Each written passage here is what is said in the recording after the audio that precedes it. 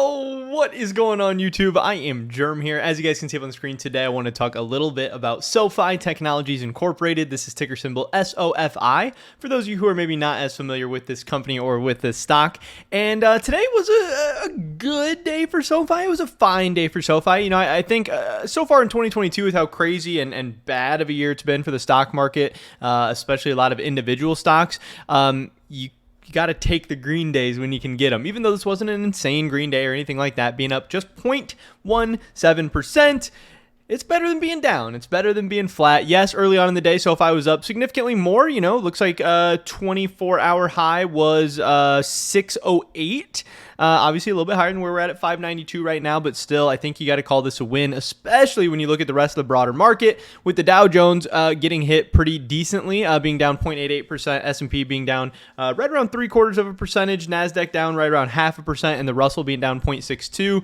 So yeah, SoFi didn't have insane upward movement, but at least it wasn't down, and especially it wasn't down on a day where the rest of the market was. This was a day where SoFi outperformed the market. And if you're outperforming the S&P and a lot of these other major indices, you're going to be in a pretty good spot overall. So I think that is cool. I think that was good for them.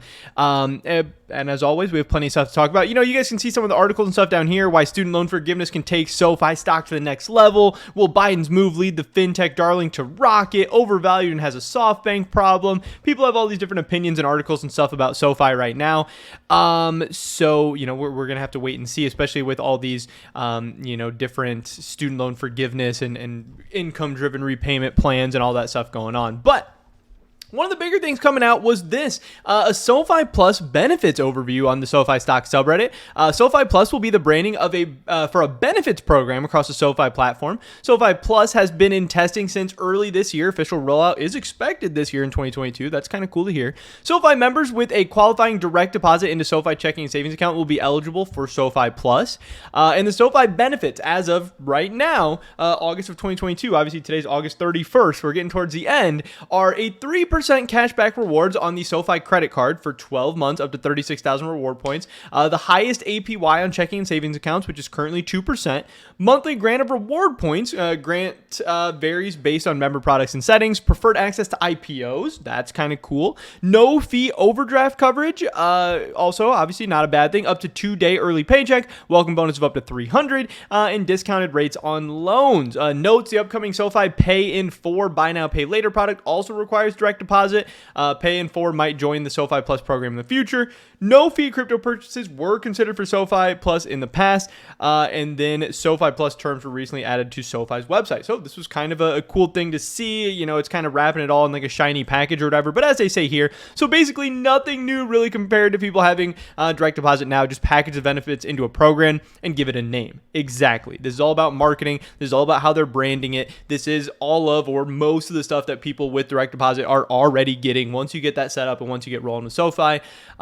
But yeah, now it's going to have a name. Maybe they can use that to attract more people or, offer it as this whole package together. But also once you have like a membership or rewards program or whatever, you can always add things to it in the future. Just because this is how it's starting doesn't mean it can't get better and better. Doesn't mean it can't have more value add as we go into the future. Now it also means it can get worse. They can take away value. But it remains to be seen exactly what's going to happen there. But yeah, SoFi Plus is coming. This post about SoFi potentially being profitable soon. We're getting towards the end of 2022. I know some people have 2023 or 2024 or whatever as when they believe SoFi is hopefully going to become profitable. We're getting closer and closer to some of those dates. So SoFi revenue has grown a lot and its losses shrink every quarter, even without student loan revenue. When student loan revenue returns, does anybody have an idea of how that will reflect on earnings per share? I think it could close the horizon to becoming profitable pretty significantly. This guy, top comment, $20 end of year with profitability, which is pretty funny. Some people are saying, hey, quarter 3, quarter 4, 2023 is their guess. Quarter 3, quarter 4 of this year is going to be telling. So, hey, I don't know. Again, some people, it does seem like a lot of people are predicting late 2023, early 2024 for when SoFi is hopefully going to be profitable, when they believe it could be profitable. We'll have to keep our eye out, but obviously the student loan situation ramping back up isn't going to hurt SoFi. Now, yes, obviously some of the student loans being forgiven is maybe taking off the very, very ceiling or whatever, but just getting the student loans starting to get paid back and refinance at all is going to be a plus for SoFi if and when that does happen in 2023. We also had this, somebody asking about SoFi, Galileo, and Technesis customer retention. They said, hey guys, I've heard Derek White say Galileo has not lost a single customer since owned by SoFi. Crazy question, but why? Why choose Galileo? Why choose any service because you don't want to do it yourself or it's better than the competition? Which, yeah, hopefully it's a good sign. Hopefully this is showing that, Galileo is being attractive to people, bringing them in, but then keeping those customers as well. And then as you're able to get more and more, the stickier you are, that's going to obviously give you a huge leg up on the competition. But to even bring people in the first place, and especially to hold on to people, you got to be a pretty good service. You got to be pretty useful. You got to have some value add. So a lot of people are, really appreciating and betting big on both Galileo and Technesis. From what I understand, the onboarding process can be fairly long depending on the complexity of the client's needs, which means long-term contracts that are not easily cancelable, which in part contributes to the high customer retention.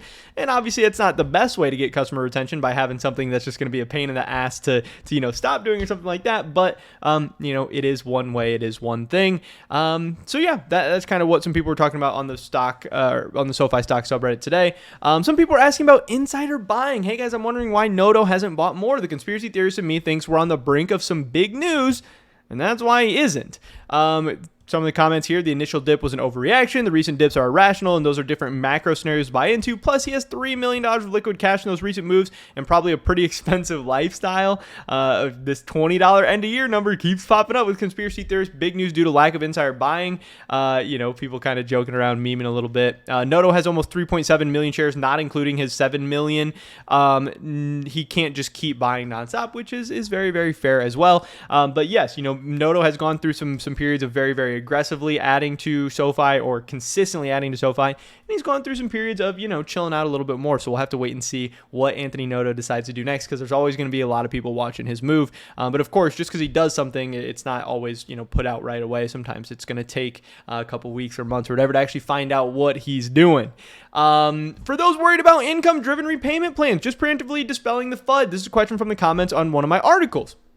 Why would borrowers go to SoFi if they could get a better deal from the government, especially on the last point, number 4 below, about no interest on monthly unpaid balances? This is a huge boon for those who could get it. The principal in the debt does not increase from interest accrual, and yet the effect of inflation increases salaries over time. Using inflation as a tool, the debt eventually becomes a financial non-event in a borrower's lifetime. But interest accrual on balances is how private companies like SoFi make their money on loans. Yeah, I don't see how anyone could compete with the government on this one. So this is this guy's rebuttal to that. He says, for undergraduate loans, cut in half the amount that borrowers have to pay each month from 10% to 5% of discretionary income. Raise the amount of income that is considered non-discretionary income.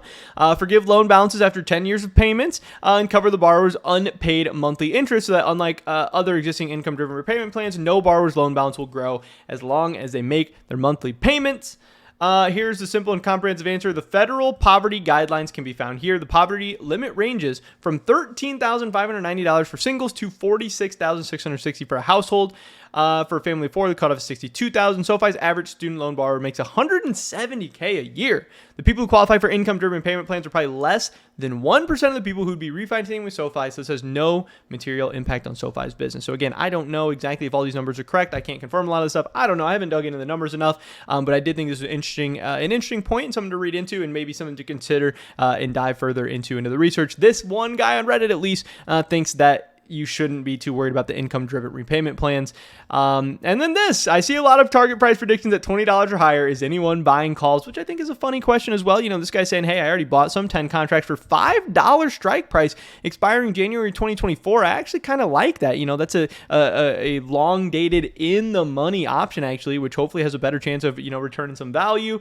So yeah, I don't know. There is definitely some SoFi stock lovers out there that are buying up some calls right now, and we'll have to see if that pans out for them in the long run. If they get a nice return, if they lose some money, who knows?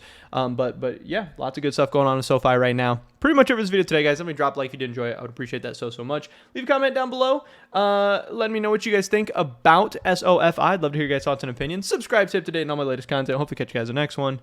But until then, peace.